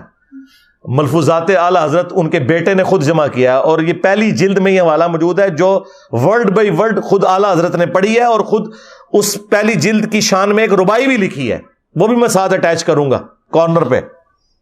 کہ احمد رضا بریلوی صاحب سے پوچھا گیا کہ یہ جو وہابی ہیں دیوبند اور اہل حدیث، کیا ان کے پیچھے نماز پڑھی جا سکتی ہے؟ انہوں نے کہا ان کی تو نماز ہی باطل ہے، ان کے پیچھے نماز، ان کی تو اپنی نماز نہیں ہوتی، ان کے پیچھے کیسے کوئی نماز پڑھ سکتا ہے؟ پھر پوچھا گیا ان کی مسجد میں پڑھ سکتے ہیں اپنی؟ انہوں نے کہا کفار کی مسجد مثل گھر کے ہے. کافر ڈکلیئر کیا, ڈائریکٹ کافر لکھا. یہ نیو ٹی وی پہ مولوی کہہ رہے تھے کہیں کافر نہیں لکھا, یہ کافر کا لفظ لکھا ہے احمد بریلوی صاحب نے دیوبند اہل حدیث کے لیے کہ کافروں کی مساجد ہیں یہ. اور پھر پوچھا گیا اذان, انہوں نے کہا ان کی اذان بھی باطل ہے جس طرح کہ نماز باطل ہے, البتہ اللہ کا نام آئے تو عز و جل اور نبی صلی اللہ علیہ وآلہ وسلم کے نام پر درود ہی پڑھ لیں, باقی یہ فارغ ہے. اور پھر احکام شریعت میں جو اعلیٰ حضرت نے ان کی طبیعت صاف کی ہے, توبہ توبہ توبہ, کانوں سے دھواں نکالا ہے. ان سے پوچھا گیا کہ یہ جو دیوبندی ہیں, اہل حدیث ہیں, شیعہ ہیں, قادیانی ہیں, سارے فرقوں, نیچری سر سید احمد خان کے نیچر کے ماننے والے لوگ, ان کے ذبیحے کے بارے میں کیا حکم ہے؟ کہ ٹھیک ہے ویسے تو یہ کافر نہیں ہے آپ کے نزدیک, لیکن اگر یہ جانور ذبح کر دیں تو سوال ویسے بالکل ٹھیک کیا تھا انہوں نے کہ یار قرآن نے تو تھوڑا لینیٹ ویو لیا ہے کہ سورہ المائدہ میں آیا کہ یہود و نصارہ کا ذبیحہ حلال ہے تمہارے لیے, اہل کتاب کا. تو انہوں نے اسی اعتبار سے سوال کیا کہ یار یہود و نصارہ سے تو یہ لوگ بہتر ہی ہیں, کم از کم اللہ رسول کے ماننے والے ہیں, دیوبندی, اہل حدیث, شیعہ یا ایون قادیانی بھی ہوں, انہوں نے وہ جو کفری عقیدہ رکھا, لیکن اوور آل وہ یہود و نصارہ کی طرح تو نہیں ہے نا. یہود و نصارہ تو نبی علیہ السلام کو مانتے ہی نہیں سرے سے. تو اعلیٰ حضرت نے جواب میں کہا کہ وہابی, پھر بریکٹ کھولی انہوں نے, دیوبندی, اہل حدیث, شیعہ اور قادیانی کافروں کو بھی سال لکھا. یہ 1,00,000 دفعہ بھی اللہ کا نام لیں تو ذبیحہ مردار رہے گا, البتہ یہود و نصارہ کا ذبیحہ حلال ہے. ہاں, یہ آ کے میں کہتے ہیں جی علماء کی بڑی خدمات ہیں. جی یہ خدمات ہیں. اپنے بارے میں بڑے بڑے کلیم اور دوسروں کو اس طریقے سے اٹھا کے پرے پھینکا ان لوگوں نے. یہ خدمات ہیں ان لوگوں کی. آپ کو پتہ ہے یہ تو میرا فیوریٹ ٹاپک ہے, میں اس پہ بولنا شروع کروں تو ختم ہی نہیں ہوگا, بولتا چلا جاؤں. لیکن میں نے یہ ساری باتیں اس وقت موقع غنیمت جانتے ہوئے, چونکہ اس وقت یہ کرنٹ ایشو کے طور پہ چل رہی ہے, تو میں نے یہ آپ کے اندر انجیکٹ کی ہیں کہ آپ کو یہ سمجھ آ جائے کہ اصل مسئلہ امت کا یہی ہے کہ امت نے قرآن کو چھوڑ دیا, سنت کو چھوڑ دیا. یہ سلیبس بہترین تھا, لیکن اس سلیبس کو جو ٹیچر سکھا رہے تھے نہ خود انہوں نے اس پہ عمل کیا اور نہ آگے یہ سکھایا. مجھے بتائیں نبی الاسلام نے حجۃ الوداع کے موقع پر جو صحیح مسلم میں حدیث ہے اس میں تو آپ نے فرمایا کہ میں اپنے بعد تم میں وہ چیز چھوڑ کر جا رہا ہوں جسے پکڑ لوگے تو کبھی گمراہ نہیں ہوگے, اور وہ اللہ کی کتاب ہے. مسلم شریف میں حجۃ الوداع کا جو خطبہ ہے اس میں صرف قرآن کا ذکر ہے. ہاں حاکم میں قرآن اور سنت آیا ہے, ظاہر سنت بھی اسی کے اندر شامل ہے. من یطع الرسول فقد اطاع اللہ, جس نے رسول کی اطاعت کی اس نے اللہ کی اطاعت کی. لیکن مسلم شریف میں صرف قرآن کا ذکر موجود ہے. نبی الاسلام کو پتا تھا کہ قرآن کو انہوں نے چھوڑ دینا ہے. کسی بابے کا بھی ذکر نہیں کیا. یار آپ کے پاس تو وہ بابے تھے ابو بکر, عمر, عثمان و علی جو چھوڑے بھی جا سکتے تھے, لیکن آپ کو پتا تھا میں ان کو چھوڑ بھی گیا اپنے بعد تو انہوں نے بھی مر جانا ہے. 2 سال کے بعد, 2.25 سال کے بعد حضرت ابو بکر کا وہی سٹیٹس ہو گیا جو نبی علیہ السلام کا تھا, وہ بھی فوت ہو گئے. 12 سال کے بعد سیدنا عمر بھی شہید, 25 سال کے بعد سیدنا عثمان بھی شہید, اور 30 سال کے بعد سیدنا علی بھی شہید, اور آخری صحابی ابو طفیل عامر بن واصلہ 110 ہجری میں وہ بھی فوت ہو گئے. آج آخری صحابی کو بھی گئے ہوئے 1300 سال سے زیادہ گزر چکے ہیں, لیکن قرآن و سنت آج بھی موجود ہے. اور پھر غدیر خم کی جو حدیث مسلم شریف میں اوپر تلے 4 احادیث ہیں, جو میرا یہ دعویٰ ہے کہ اس پلانٹ ارتھ پہ قرآن کی تعریف میں سب سے زیادہ الفاظ جس صحیح حدیث میں آئے ہیں وہ مسلم شریف کی وہ 4 حدیثیں ہیں غدیر خم کی, اوپر تلے 6225 سے لے کے 6228 تک.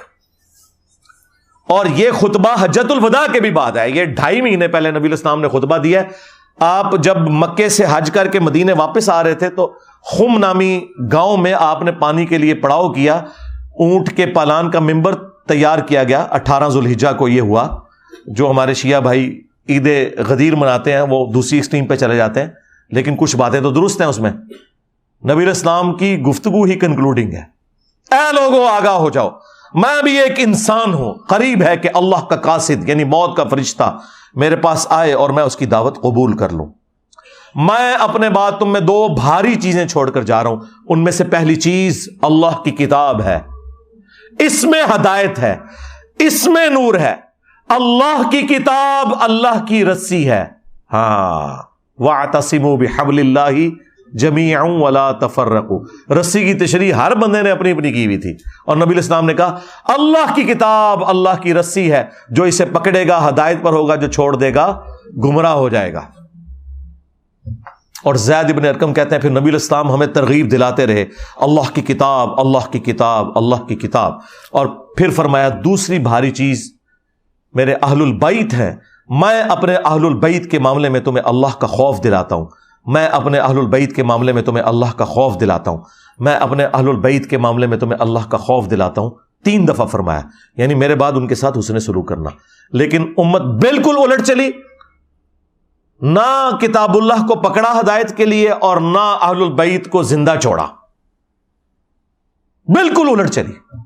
اللہ کے فضل سے یہ پلیٹ فارم غدیر خم پہ کھڑا ہے, توحید قرآن والی بیان ہو رہی ہے اور اہل البیت کا وہ دفاع ہو رہا ہے جو کبھی شیعان علی نے بھی نہیں کیا, سو کالڈ شیعان علی.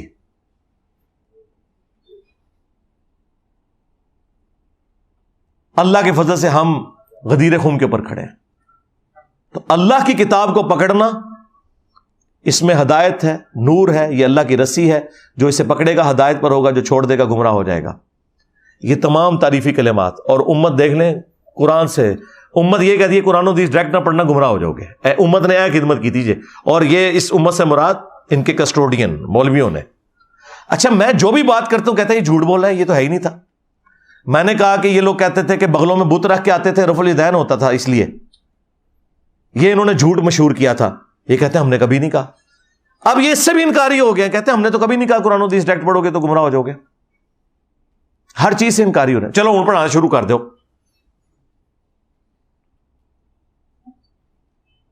ہر چیز سے پیچھے ہٹ رہے ہیں, لیکن عوام کو تو پتہ ہے نا یار کہ تم نے کیا کیا ہے, اور تم نے یہ جو ظلم ڈھایا ہے اس امت کے اوپر, اس کی تکلیف ہمارے گزری ہوئی نسلوں نے بھی بھگتی اور آنے والی نسلوں نے بھی بھگتنی تھی اگر اللہ تعالیٰ اس پلیٹ فارم کے ذریعے تم لوگوں کی مٹی نہ پلید کرواتا.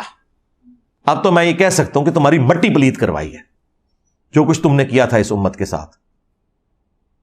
نبی علیہ السلام تو قرآن, اہل بیت, قرآن, سنت, یہی بات کر کے گئے.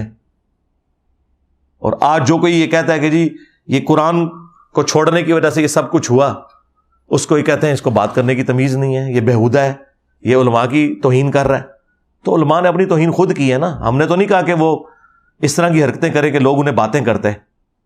پہلے تو لوگ ڈرتے ہوئے بولتے نہیں تھے نا. یہ تو آج یہ آپ کو جو اتنی لمبی زبانیں لوگوں کی نظر آ رہی ہیں نا, یہ ہماری وجہ سے لوگوں کو ہمت ہوئی ہے کہ یہ ان جو وقت کے خدا بنے ہوئے تھے, یہ لوگ زمینی خدا بنے ہوئے تھے انورٹڈ کاماس کے اندر, نعوذ باللہ من ذالک, ان کو للکارا ہے اللہ کے فضل سے. تو ان کے پاس آخری معنی یہ ڈگری دکھائیں, یہ مسئلہ بھی میں حل کر دوں. سب سے پہلے ڈگری تو ہماری قرآن میں آئی ہے, کنتم خیر امۃ اخرجت للناس تأمرون بالمعروف وتنہون عن المنکر وتؤمنون باللہ. تم بہترین امت ہو جو لوگوں کے نفع کے لیے نکالی گئی, لوگوں کو اللہ کی طرف بلاتے ہو, نیکی کا حکم دیتے ہو, برائی سے روکتے ہو, اور اللہ پر ایمان رکھتے ہو. اللہ پر ایمان تیسرے نمبر پر ذکر ہوا, نیکی کا حکم اور برائی سے روکنا پہلے نمبر پر ذکر ہوا, کیونکہ یہ حمیت ہوگی تو پھر آپ کا ایمان اللہ پر کامل ہوگا. تو ہماری ڈگری ہے قرآن میں. علماء بہترین امت نہیں, پوری امت بہترین امت. ٹھیک ہے لیڈ علماء نہیں کرنا ہے, لیکن علماء وہ ہوں گے جو ایک دوسرے کو کافر سمجھتے ہیں. اگر ان علماء سے مراد آپ صحابہ کرام, اہل بیت, سکہ تابعین, تبع تابعین میں سے امام حنیفہ, امام شافعی, احمد بن حنبل, امام مالک, امام بخاری, امام مسلم, ان لوگوں کو لیتے تو ہم مانتے ہیں. آپ تو صرف ان کے نام کے اوپر چندے کھا رہے ہیں. آپ کو بخاری کی حدیث رفع الیدین والی بتا دی جائے نا, رکوع میں جاتے وقت اور رکوع سے اٹھتے وقت, یا مسلم شریف سے رفع الیدین کی حدیث, تو وہیں آپ لوگوں کی کھوتی مر جاتی ہے.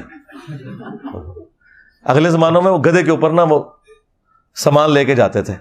اگر وہ کسی سے ادھار گدھا مانگ لے نا تو وہ کہتے مر گیا میرا کھوتا تھے, یہ کھوتی مر جاتی سی نہ تھی. تو اللہ کے محبوب صلی اللہ علیہ وآلہ وسلم کی تعلیمات کے ساتھ غداری اصل میں ان لوگوں نے کی ہے جنہوں نے امت کو اس چکر میں ڈال دیا. تو ڈگری موجود ہے. صحیح بخاری میں حدیث ہے بلغوا عنی ولو آیا، پہنچا دو میری طرف سے خواہ تمہیں ایک آیت ہی آتی ہو، ایک آیت ایاک نعبد و ایاک نستعین. یہ تو ہم نے بچے بچے کو رٹوا دی ہے، کیا ہم یہ آگے نہ بیان کریں؟ ہمارے نبی علیہ السلام کی تو یہ تعلیمات ہیں کہ شیطان بھی اگر صحیح بات کرے اس کی تصدیق کرو. بخاری میں حدیث ہے شیطان نے انسانی شکل میں آ کے سیدنا ابو ہریرہ کو آیت الکرسی کا وظیفہ دیا تو نبی علیہ السلام نے فرمایا ہے جھوٹا تھا لیکن بات سچی کی ہے اس نے. ہاں، کہ جو آیت الکرسی پڑھ کے رات کو سوتا ہے ایک فرشتہ اس کی حفاظت کے اوپر مامور ہو جاتا ہے. مجھے بتائیں اگر 5ویں کلاس کا بچہ آ کر آپ کو یہ کہے کہ مولانا سورہ البقرہ کی آیت نمبر 279 میں لکھا ہے کہ سود کھانے والے کے خلاف اللہ اور اس کے رسول کا اعلان جنگ ہے عز وجل و صلی اللہ علیہ وآلہ وسلم، تو آپ اس سے یہ کہیں گے کہ تو پرائمری میں پڑھتا ہے پہلے ڈگری لے کے آ. اور اگر آپ یہ کہیں کہ میں تیری یہ بات نہیں مانوں گا چونکہ تیرے پاس ڈگری نہیں ہے، تو آپ تو کافر ہو جائیں گے کیونکہ وہ تو بات کر رہا ہے قرآن سے، اپنی بات تو کر ہی نہیں رہا. اور دیکھیں یہ دنیاوی لوگوں کا ہی حوصلہ ہے ان کی نظر میں، ہم تو انہیں بھی دینی لوگ ہی سمجھتے ہیں. سائنس کی تعلیم بھی تو دین کی تعلیم ہی ہے کہ وہ کبھی ان کو ڈگری کی آر نہیں دلاتے. آپ نے اپنے گھر میں کوئی ایئر کنڈیشن فٹ کروانا ہے نا، اور آ کے مکینک جو ہے وہ فٹ کر رہا ہے اور آپ کو نظر آ گیا کہ یار یہ انٹرنل یونٹ تھوڑا سا ٹیڑھا لگا ہے، اور آپ اسے کہتے ہیں یار اے منو ڈھنگا پہ لگتا ہے ذرا انہوں سیدھا کر، اور آگے سے وہ کہے کہ مولوی صاحب تمہارے کو تو ڈگری نہیں ہے چپ کر کے ببو، تو مولوی کا چپ کر جائے گا، لیکن وہ یہ کبھی بھی نہیں کہے گا. یعنی اس میں بھی اتنی بات ہے کہ کامن سینس سے جو بات ہو رہی ہے نا وہ بات ماننی ہے. مولوی کو آپ قرآن و حدیث بھی دکھا دینا، وہ کہتا ہے تیرے کو ڈگری کوئی نہیں. ہونا چاہیے کہ ان کے ساتھ مکینک بھی یہی سلوک کریں اور ان کے ٹیڑھے لگا کے جائیں ایسی، اور ٹیڑھا تھوڑا سا بھی لگ جائے نا ہم بھگتے ہیں پھر پانی اندر ہی گرنا شروع ہو جاتا ہے. آپ کو پتا ہے وہ جو پانی آپ باہر پائپ نکالتے ہیں اگر ٹیڑھا ہو جائے نا تو جیسے وہ اس طرح فل ہوتا ہے نا بجائے پائپ سے نکلنے کے نیچے گرتا ہے، ایک کار اندر پانی بگڑنا شروع ہو جائے گا، پھر وہ پتا لگے گا بھی ڈگری لگائی ہوئی ہے رٹ. آج تک کسی سائنٹسٹ نے نہیں کہا کہ حضرت یہ جو آپ جب سورج گرہن کی نماز کے بارے میں بتا رہے تھے اور آپ نے ساتھ یہ کہا کہ سورج گرہن اس وقت لگتا ہے کہ جب چاند سورج اور زمین کے درمیان آ جاتا ہے، یہ تو ایک سائنٹیفک فیکٹ تھا، ایک فزیکل فینومین آف نیچر تھا جو سائنس نے آپ کو بتایا ہے، تو یہ آپ نے کس طرح بیان کر دیا؟ آپ کے پاس تو ڈگری نہیں ہے. کبھی کہا ہے کسی سائنٹسٹ نے؟ وہ خوش ہوتے ہیں کہ سائنس پھلے پھولے، ہم نے جو محنت کی تھی وہ لوگوں تک پہنچے. مولوی کا دل کیڑی جتنا ہے، آپ اسی کا ترجمہ بخاری مسلم سے قرآن سے اس کو دکھائیں یا عوام کو دکھائیں، یہ کہتے ہیں ڈائریکٹ نہ پڑھو. اور میں آپ کو بتاؤں ہم ڈائریکٹ نہیں پڑھتے، یہ جھوٹ بولنا بھی آپ بند کریں. جب میں لوگوں سے کہتا ہوں کہ بریلوی ہو تو احمد بریلوی کا ترجمہ پڑھو، تو میں تو احمد بریلوی سے قرآن پڑھوا رہا ہوں. میں نے کون سا خود قرآن کا ترجمہ لکھ کے دیا آپ کو؟ دیوبندی ہو تو اشرف تھانوی کا ترجمہ پڑھو، تو کیا میں نے اپنا ترجمہ آپ کو دیا یا اشرف تھانوی کا ترجمہ بتایا؟ تو کس کی جرت ہے دیوبندی یا بریلوی کی کہ وہ یہ کہ میں اعلیٰ حضرت سے یا اشرف تھانوی سے بہتر ترجمہ کر سکتا ہوں؟ کسی کی جرت نہیں ہے. تو ہم ڈائریکٹ ان سے ہی پڑھوا رہے ہیں. جیسا صحابہ کرام پڑھے لکھے نہیں تھے لیکن ان کی زبان کے اندر قرآن نازل ہوا، اللہ تعالیٰ نے انہیں ہدایت دے دی. تو اسی طریقے سے آج قرآن جب اردو زبان میں آ گیا اور عوام الناس اسے پڑھے گی تو اسے ہدایت مل جائے گی، بالکل مل جائے گی، بالکل واضح ہے. تو یہ جو کہتے ہیں نا علماء سے انجینئر صاحب متنفر کروا رہے ہیں یا سائل ادیم متنفر کروا رہے ہیں، علماء سے نہیں متنفر کروا رہے ہیں، ان کے کرتوتوں سے متنفر کروا رہے ہیں. آپ اپنے کرتوت ٹھیک کر لیں. رہے علماء تو 99 قتل تو آپ نے بھی کیے ہوئے ہیں. اگر میں یہ کہوں یہ گلے پھاڑنے والے مولویوں سے اور دیوبندیوں سے کہ آپ لوگ جمعے کے خطبے میں یہ دعا کروایا کریں کہ اے اللہ ہمارے بچوں کو اعلیٰ حضرت امام احمد بریلوی کی طرح دین کی خدمت کرنے کی توفیق عطا فرما، تو کیا کوئی وہابی آمین کہے گا؟ یا میں بریلویوں کی مسجد میں دعا کرواؤں کہ یا اللہ ہمارے بچوں کو احسان اللہ ظہیر کی طرح دین کی خدمت کرنے کی توفیق عطا فرما؟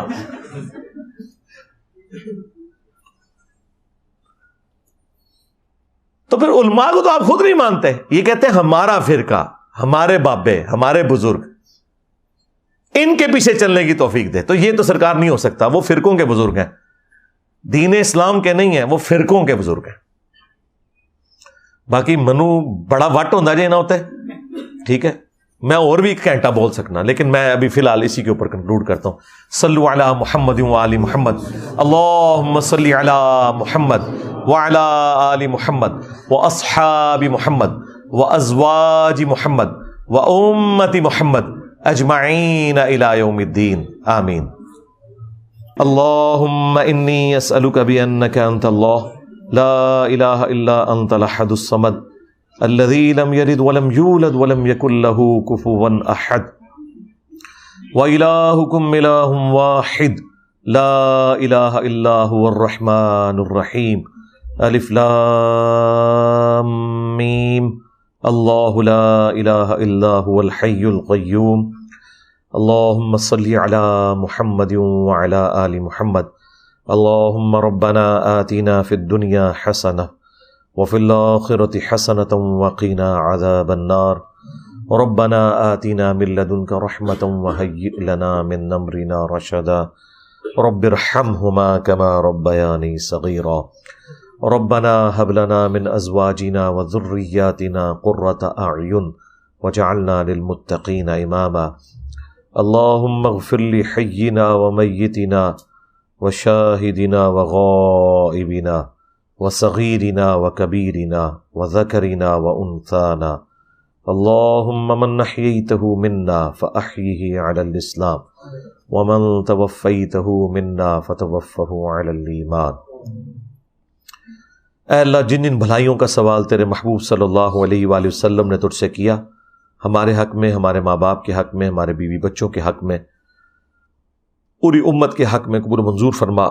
جن جن چیزوں کے شر سے تیرے محبوب علیہ السلام نے تیری پناہ طلب کی، تمام مسلمانوں کو ان چیزوں کے شر سے اپنی پناہ عطا فرما. بالخصوص انڈیا، کشمیر، فلسطین، چائنا، یمن، عراق، شام، جہاں کے بھی مسلمان پریشانی کے عالم میں، اے اللہ غیب سے ان کی عزت، آبرو، جان و مال کی حفاظت فرما. اے اللہ ہمارے ملک پاکستان کی اور پورے عالم اسلام کی خیر فرما، اندرونی اور بیرونی خطرات سے محفوظ فرما. اے اللہ حاضرین کے دلوں میں جو جو نیک اور جائز دعائیں ہیں قبول فرما.